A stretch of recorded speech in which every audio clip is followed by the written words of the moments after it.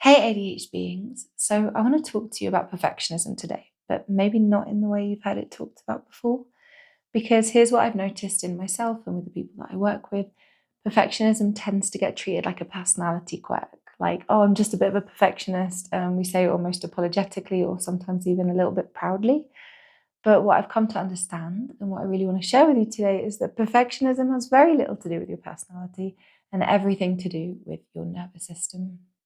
There's a pattern I see again and again. Try hard, fall short, give up. Or try hard, seem like you're doing great, but exhaust yourself in the process. Both of these patterns are signals of your body running on adrenaline and cortisol.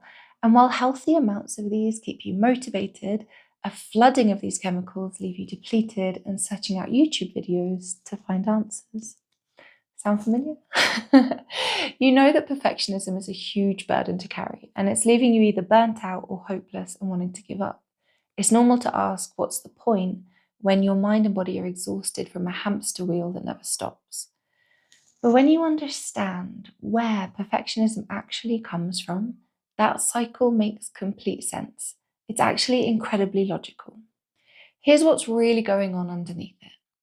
Somewhere, very early on, often so early there aren't even words for it yet, something happened that taught a part of you that getting it right meant staying safe.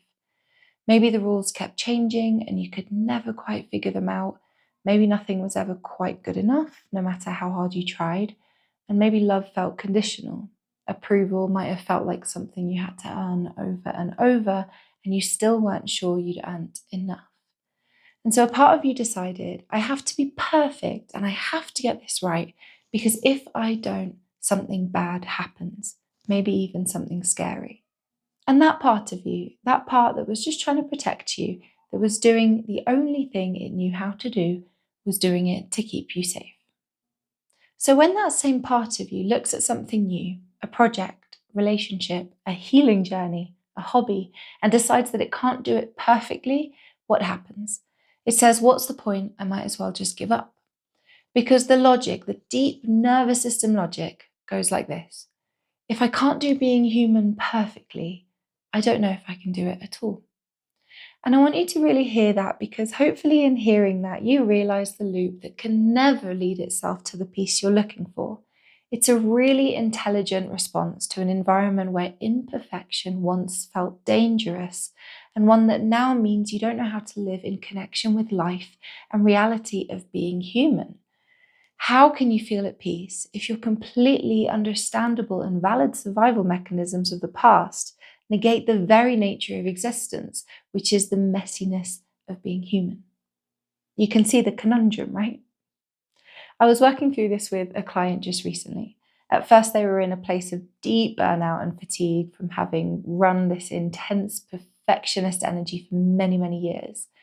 It was their high-achieving perfectionism that had led them to the burnout, and they were at risk of ending back there now that their energy was starting to return.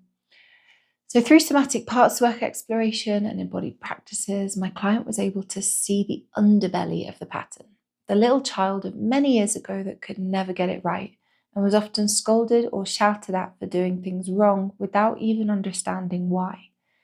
In having a new level of awareness and spaciousness around the patterns, they were able to rewire their beliefs to doing and achieving things because they bring them joy.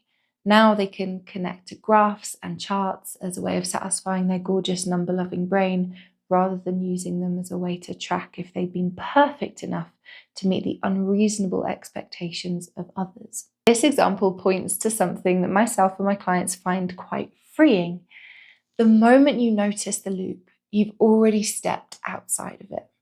Just noticing, because awareness creates space. And in that space, even if it's just a tiny one at first, you're no longer fused with the pattern. You're the one watching the pattern, and that changes everything. That's the space where new awareness, safety, and insight begins to emerge from. It's from that space that somatic practices, things like anchoring into your body, releasing stored tension, gently challenging your beliefs, and regulating your nervous system, become the bridge. They're how you teach your system at a really deep level that it's safe to loosen the grip.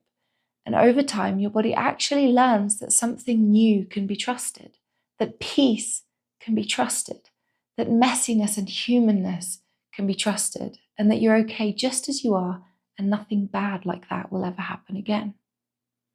And you will, over time, cultivate more energy, clarity, and the ability to concentrate because you have restored your energy systems, giving yourself more of the chance to show up how you want to in life, not out of force, but out of freedom.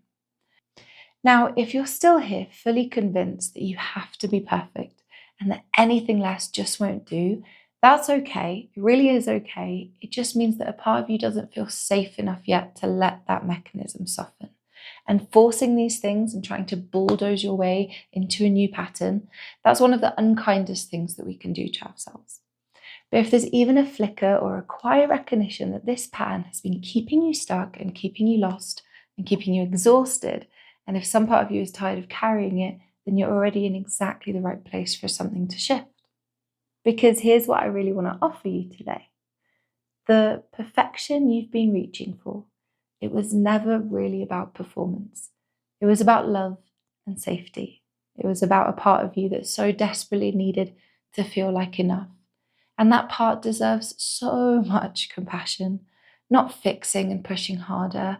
And that's going to be really challenging for you to hear because you don't know how to come from that new place yet. But compassion is paramount for that sweet little person you were, doing their absolute best in an environment that kept moving the goalpost. That was someone so young, so tender, trying to solve an unsolvable equation. And you've been carrying that equation in your mind and body ever since. So start noticing. Just noticing when the whip comes out, when the tracker becomes a way to tell yourself you're not enough, when the goal stops being something you love and starts being something you're using to prove that you're worthy. And then gently, so gently asking, what would it feel like to do this because I love it? What would it feel like to do this coming from a different place? Not because I'll fail if I don't, because I have to prove something, but because something in me genuinely loves this and wants this for my life. And that's where the cycle begins to loosen, where that part of you can stop looking out for all of the ways that you're not going to be enough.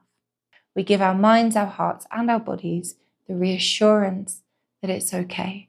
And from that energy of kindness, something opens up, a connection that goes beyond the old survival mechanisms of the past, beyond the self-beratement, beyond the perfectionism and not enoughness. It comes through rewiring the way you speak to yourself, through somatically dispersing the intensity of stored tension and bracing in the body. It's through noticing with gentility when you've drifted back into the old and the familiar, and through that noticing, you get to come back to the self-energy of the present moment, which is where all of your energy, solution, and resolve comes from. It's through this gentility and the kindness and this enhanced somatic awareness and embodied attunement that you can soften the grip of perfectionism and step into the brave and beautiful experience of being an ADHD human who's being, not an ADHD human who's disordered. Thanks for being here, and if my vibe resonates, you're welcome to explore the world of somatic healing and ADHbeing support I've created. Everything is in the captions below, and I'd love to hear your reflections and questions in the comments, and I can bring them into future videos. If you know a friend struggling with perfectionism and a fellow ADHD neurodivergent being that you think this message will really resonate with, then just click the share button and let them know that you're thinking of them. Thanks so much for tuning in. See you again on the next video and sending you lots of love. Journey gently.